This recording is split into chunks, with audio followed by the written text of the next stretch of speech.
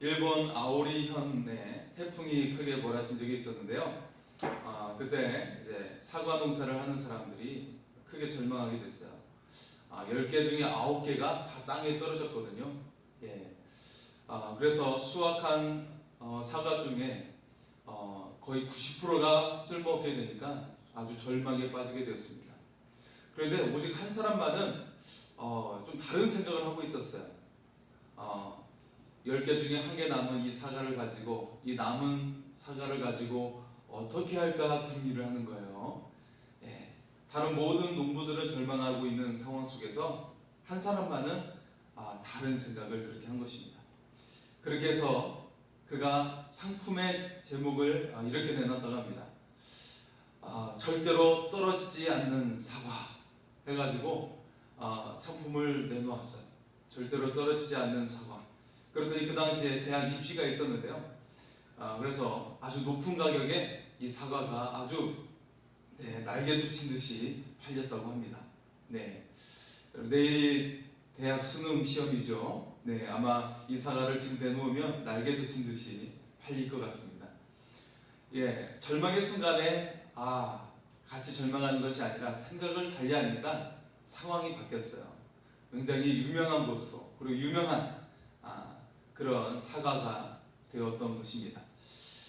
오늘 말씀의 제목은요, 희망이 어디에 있는가입니다. 희망이 어디에 있는가? 오늘 본문에 욥에게 전혀 희망이 없죠. 기운이 다했고 인생이 끝난 것처럼 보입니다. 세상 사람들 눈에는 욥이 실패자요, 그리고 쓸모가 없고 가치 없는 인생으로 보여요. 누가 봐도 그는 실패한 인생이죠. 그런데 하나님의 입장은 달라요. 욥은 어떻게 됐을까요? 하나님 입장에서는 욥이 가장 정금처럼 되어 있는 것이에요. 이제 연마가 다 끝났어요. 연마가 다 끝나고 이제 작업이 끝난 상태에 있습니다. 자, 여러분, 다이아몬드를 이제 깎아 놓는데 기계 때문에 막 깎아가지고 보면 나중에 어떻게 돼요? 이 작업을 한 것 때문에 먼지에 뒤덮여 있게 돼요. 지금 욥의 상태가 그런 상태입니다. 연마가 다 되고 지금 이제 정금이 됐는데 아직 그 작업 때문에 먼지가 쌓여 있는 상태입니다.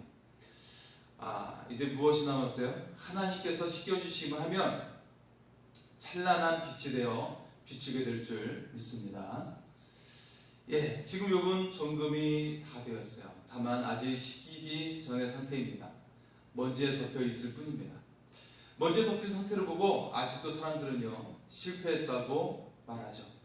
망했다고 생각을 하고요, 끝난 인생이라고 생각을 합니다. 그러나 이제 하나님께서 물론 씻기기만 하면 찬란하게 빛나게 될 줄 믿습니다. 자, 욥기 17장은요 연단이 끝난 성도의 모습을 보여줍니다. 지금의 상태는 아직 너무 지쳐 있어요. 그래서 당장은 웃음이 없어요. 소망이 없어요. 할 수 있는 것이 없어요. 그러나 이제 하나님의 손에 붙잡힌 사람이 되면 하나님의 능력이 임하게 될 줄 믿습니다. 인생의 밑바닥에서 하나님의 손에 붙잡힐 수 있기를 소원합니다. 하나님의 거대한 능력이 나타나게 될 줄 믿습니다. 자, 욥은 다시 회복할 가능성이 전혀 없어 보입니다. 인생이 끝난 것처럼 보이고요. 욥은 실제로 절망 가운데 놓여져 있어요. 우리 1절의 말씀을 보겠습니다. 나의 기운이 쇠하였으며 나의 날이 다하였고 무덤이 나를 위하여 준비되었구나. 말씀 시작할 때부터 무덤에 대해서 이야기하고 있고 죽음에 대해서 이야기를 하고 있어요. 자, 이 말씀의 상황을 보면 어떻습니까? 세상에서 재기할 가능성이 전혀 없어요. 1%도 없어요. 다시 성공할 기회가 전혀 없어 보입니다. 그에게는 오직 무덤만 있을 뿐이고요. 이제 이렇게 생을 마감하게 될 것 같아요. 이렇게 인생이 끝날 것 같아요. 여러분, 그리스도인이 가장 두려워하는 것이 무엇입니까? 내가 열심히 하나님께 봉사하고 섬겼는데 내 인생이 영광스럽게 사용되지 못할 것 같은 생각, 이것이 그리스도인들에게 아주 두려운 마음이 들게 되는 것이죠. 하나님 믿는 사람으로서 무언가 보여줘야 될 텐데 그렇지 못할 때 마음이 답답하고 그리고 위축되는 것을 볼 수가 있어요. 자, 하지만 여러분 기억하시기 바랍니다. 항상 믿음의 끈을 놓지 말기를 소원합니다. 하나님께서 우리를 세우심은요, 하나님의 영광을 드러내기 위해서 세워주신 줄 믿습니다. 우리에게 빛을 주시고 세상을 비추기 위해서인 것을 여러분 기억하시기 바랍니다. 자, 욥이 절망 가운데 있는 이유가 무엇입니까? 역시 주변 사람들 때문인 것을 볼 수가 있어요. 우리 2절의 말씀을 보겠습니다. 나를 조롱하는 자들이 나와 함께 있으므로 내 눈이 그들의 충동함을 항상 보는구나. 지금 욥은 연단을 받았어요. 그의 속사람은 정금처럼 되었습니다. 이 정금은 빛을 발하려면 어떻게 하면 좋을까?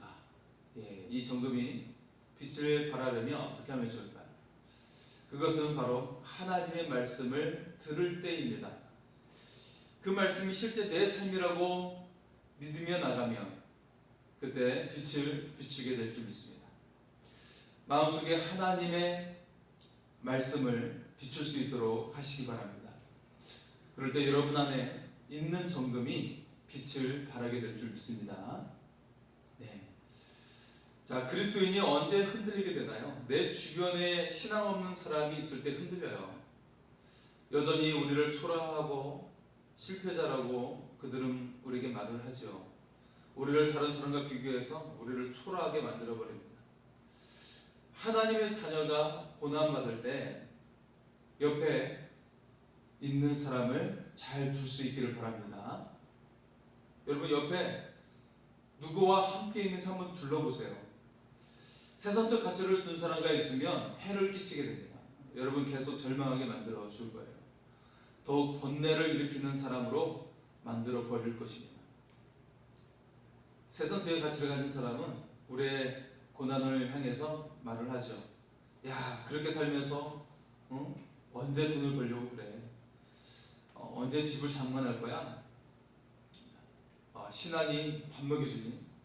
그렇게 살고 행복하니? 그렇게 궁핍하게 살 거야? 라고 그렇게 계속 말을 할 거예요. 자, 이때 욥은 하나님을 바라봅니다.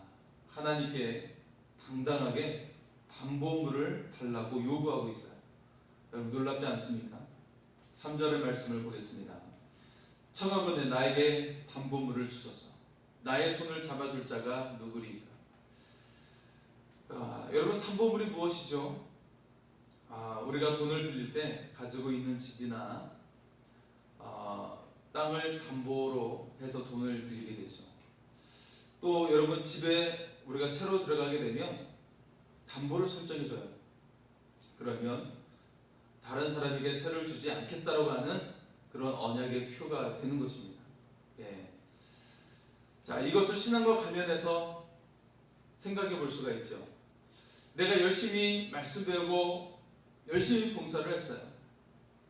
그런데요, 엉뚱한 사람이 축복을 받는다면 여러분 어떻게 하시겠어요?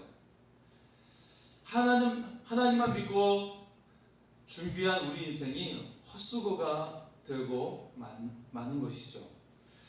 욥은 이런 의미에서 하나님께 담보물을 달라고 요구하고 있습니다. 너무 당돌해 보이죠.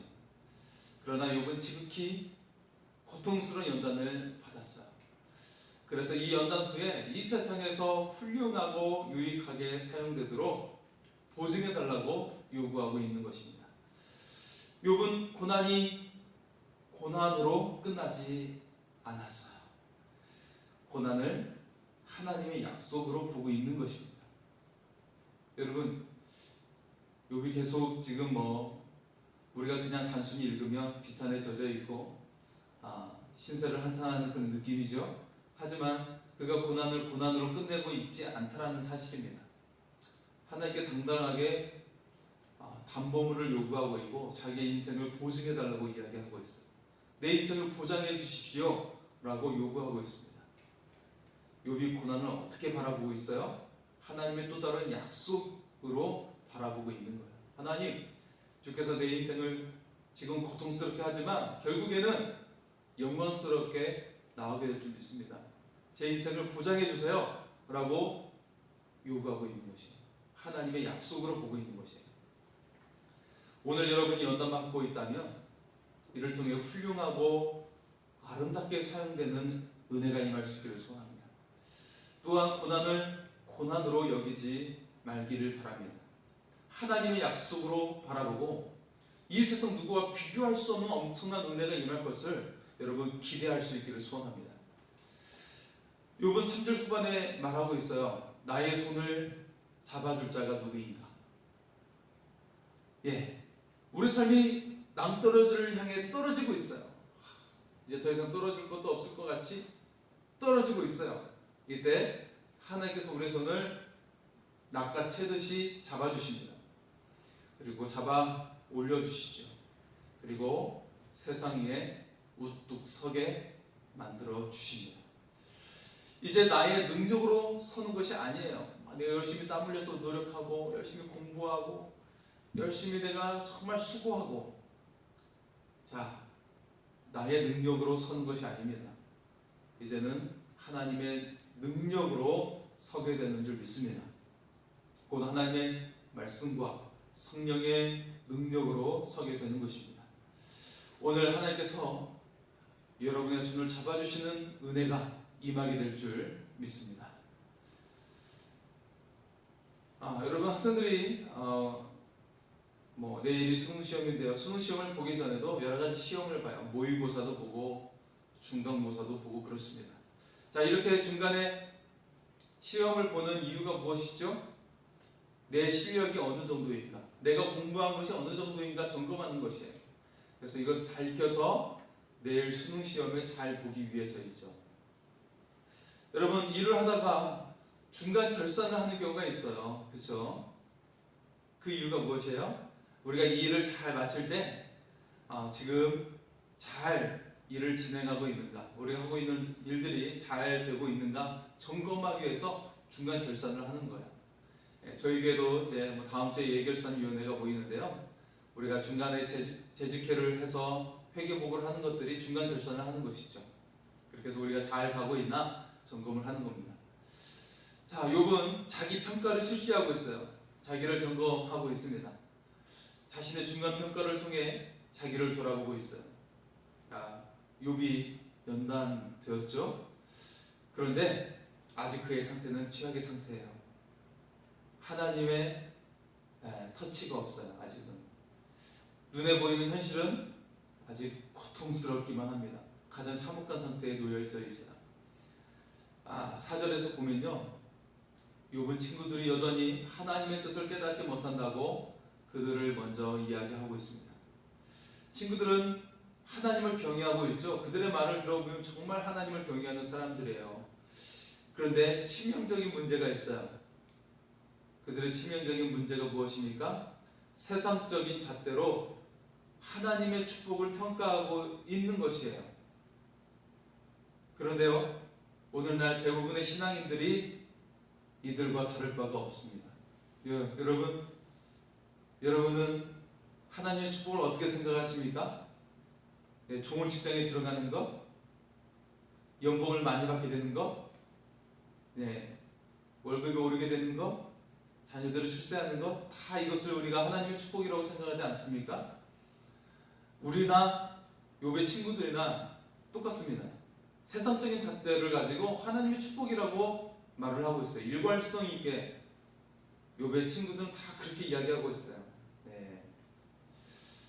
나중에 나오는 엘리바스가 조금 다릅니다.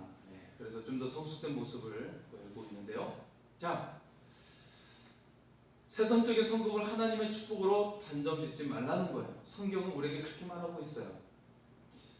오히려 하나님은 욥처럼 고난으로 우리를 연단시키신다라는 겁니다. 모세를 지도자로 세우기 전에 어떻게 했습니까? 40년 동안 광야에서 양치는 목동이 되게 만들어 주셨어요. 그들을 철저하게 모세를 낮추어 버리셨습니다. 하나님께서 요셉을 어떻게 사용하셨죠? 계속 아버지 품 안에서 채색 옷을 입고 그냥 존귀하게 살게 만들어 놓으셨습니까? 아니요. 만약에 그가 그랬다면 그냥 집안에서 사랑받는 아들에 불과했을 겁니다. 하나님은 이 욥을 더 크게 사용하기를 원하시던 거예요. 그래서 어떻게 하셨죠? 네, 13년 동안 그를 타국에서 노예가 되게 하고 죄수가 되게 하셨습니다. 그리고 난 후에 가장 최고의 강대국이었던 애굽에서 총리로 세워주신 줄 믿습니다. 여러분, 물론 이 지위가 높은 것을 성경은 말하고 있지 않아요. 이 지위를 사용해서 구원의 역할을 했다라는 내용을 보여주고 있는 것이죠. 모세를 통해 이스라엘을 구원하셨다라는 것과 요셉을 통해서 그의 가족을 구원해 내셨다라는 것이에요. 이것을 보여주기 위해서 높여주셨을 뿐입니다. 지위가 중요한 것이 아니라 하나님의 일을 통해 구원의 일을 이루어 놓으시는 것이죠. 자, 어쨌든 이 고난 속에서 하나님은 그를 놀랍게 사용하시는 것을 볼 수가 있어요. 구원의 놀라운 도구로 사용하시는 것을 볼 수가 있습니다. 예수님도 마찬가지로 이 땅에 오실 때 왕으로 오셨습니까? 가장 부유한 자의 자녀로 오셨습니까? 그렇지 않아요. 천대시 받았던 목수의 아들로 오셨어요. 가난하셨어요. 고초를 당하셨어요. 그리고 그 고난 속에서 그는, 우리 주님은 부활의 영광이 되어 나오게 된 줄 믿습니다. 모든 인류를 구원하시는 구원자, 메시아요 그리스도가 되신 줄 믿습니다. 여러분, 고난 없이는 영광이 없는 것입니다. 우리가 이 고난이 감춰진 축복인 것을 알고 하나님의 은혜 가운데 담대히 나아갈 수 있기를 소원합니다. 자, 5절에 보면요, 욥은 계속해서 자신을 평가하면서 말을 하고 있는데요, 그의 자손들의 눈이 멀게 된다고 말하고 있어요. 이게 무슨 뜻이냐면 잘못된 가르침을 받고 그들도 함께 소경이 되어버렸다라는 의미를 가지고 있습니다. 잘못된 기복신앙, 성공주의 신앙이 자기뿐만 아니라 자기의 영향을 받고 있는 사람들까지도 망친다는 거예요. 영혼을 망쳐버리게 된다는 거예요. 근데 한국에 있는 많은 성도들의 영혼들이 망치고 있어요. 성공주의 신앙, 기복주의 신앙 때문에 망치고 있어요. 여러분, 하나님의 관심은 복음에 있어요. 복음 전파에 있습니다. 여러분의 삶을 통해 복음을 증거하는 삶을 살 수 있기를 소원합니다. 먼저 그의 나라를 구할 때 모든 것을 더하시는 하나님의 은혜가 여러분과 함께 하실 줄 믿습니다. 자, 그리고 6절에서 8절 속에서는 욥이 당하는 고난의 상황을 묘사하고 있죠. 백성의 속담거리가 되었고요, 내 얼굴에 침을 뱉는 사람이 있어요. 내 눈이 근심으로 어두워요. 내 모든 지체가 그림자같이 되어버렸어요. 이처럼 욥이 자기 평가하는 모습은 처참합니다. 그러나 욥에게 판을 엎을 비장의 카드가 있어요. 다 져버렸는데 이 모든 판을 엎을 비장의 카드가 있습니다. 이것이 그를 정금이 되게 만듭니다. 9절의 말씀을 같이 한번 보겠습니다. 9절입니다. 그러므로 의인은 그 길을 꾸준히 가고 손이 깨끗한 자는 점점 힘을 얻느니라. 욥은 믿음으로 이 길을 끝까지 가겠다고 말합니다. 그래서 이 길의 결과를 보여주겠다고 말을 하고 있어요. 놀랍게도 욥은 하나님을 생각할수록 점점 힘을 얻고 있어요. 자, 지금 친구들을 그들의 말을 들을 때는 그가 굉장히 마음에 심란하고 고통스러워하지만요, 욥은 하나님에 대해 말할수록 점점 힘을 얻고 있다는 사실입니다. 지금 재산도 잃고 자녀도 잃고 일꾼들도 다 잃고 건강마저 잃었어요. 오직 욥에게 남은 것은 정금 같은 믿음만 남았습니다. 이것이 바로 강력한 열쇠가 되는 거예요. 정금 같은 믿음은 강력한 빛을 발하게 되는 것입니다. 결국 하나님의 축복을 받게 될 줄 믿습니다. 세상에서 존귀한 자가 되어 나오게 될 줄 믿습니다. 이제 우리가 말씀의 마지막 부분을 향해 가고 있는데요, 흰머리 가득한 65세 노인이 있었어요. 이 노인은 사회보장 혜택을 받으면서 근근히 살아가고 있습니다. 예. 그는 11가지 치킨 양념 비법을 개발을 했어요. 그리고 이 양념 비법을 사줄 식당을 찾아서 미국 전역을 돌아다녔어요. 그는 낡은 트럭에 암벽솥과 양념통을 싣고 식당을 방문했죠. 그런데 이 생명부지의 노인을 모든 식당이 거절하는 거예요. 1008개의 식당을 돌았어요. 다 거절을 하는 거예요. 그리고 1009번째 방문한 식당에서 예스라는 대답을 듣게 되었어요. 여러분, 이 사람이 바로 KFC의 설립자 커넬 샌더슨입니다. 예, 그는 그 식당을 출발을 해서요, 전 세계에 3만 개에 달하는 매장을 확장되게 만드는 KFC를 만들어낸 것입니다. 그는 가장 맛있는 치킨을 만드는 기술이 있다고 확신을 했어요. 세상 사람들이 이것을 알아줄 거라고 믿었습니다. 이 꿈과 희망을 황혼을 넘긴 나이에도 잃지 않고 있었다는 것입니다. 여러분, 여러분에게 희망은 무엇입니까? 지금 여러분이 가장 의지하고 있는 것은 무엇입니까? 여러분, 통장의 잔고를 의지하고 있어요? 월급 들어오는 날짜를 의지하고 있습니까? 출세한 자녀를 의지하고 있습니까? 여러분, 욥은 생각해 보았어요. 나의 희망은 무엇인가? 욥에게 과연 희망이 있을까요? 누구보다도 가장 부유했던 사람이에요. 가장 훌륭한 자녀를 두었던 사람이에요. 남부럽지 않았던 욥이었습니다. 그런데 다 읽고 보니까 욥이 희망이 무엇인지 알고 있었습니다. 자, 오늘 말씀 속에서는 욥은 계속해서 반문을 먼저 하고 있어요. 11절에 보면요, 나의 날이 지나갔고 내 계획, 내 마음의 소원이 다 끊어졌구나. 내 날이 끝났어요. 그리고 내 계획도, 내 마음의 소원도 소용이 없다는 것을 보여주고 있어요. 여러분, 계획 세우셨죠? 예, 여러분 연초에 세웠던 계획이 지금 어떻게 됐습니까? 교회도 마찬가지지요. 코로나 때문에 아무것도 할 수가 없어요. 세상도 마찬가지입니다. 네, 그렇게 이 코로나로 인해서 무언가 할 수 있는 게 별로 없어요. 여행사들 대부분 문 닫았고요, 비행기 뜨지 않고 있잖아요. 그죠? 예. 자, 13절입니다. 내가 수월이 내 집이 되기를 희망하여 내 침상을 흑암에 펴놓으며.